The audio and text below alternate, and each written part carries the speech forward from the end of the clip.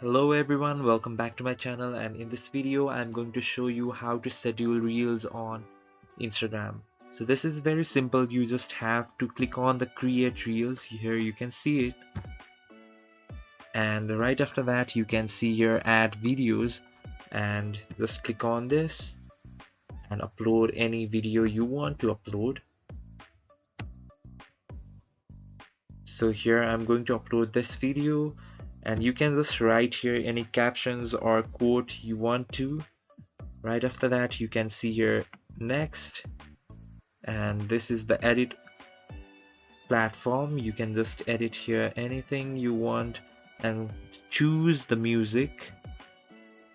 So next, so this is the last process. Here you can see the schedule option, so click on this and you can choose the date. I'll choose tomorrow at 9:03 p.m. So I'm going to schedule this. So the video is being proceeded. So in this way you can just schedule your reels in Instagram. Thanks for watching the video, and please follow for more contents. Thank you.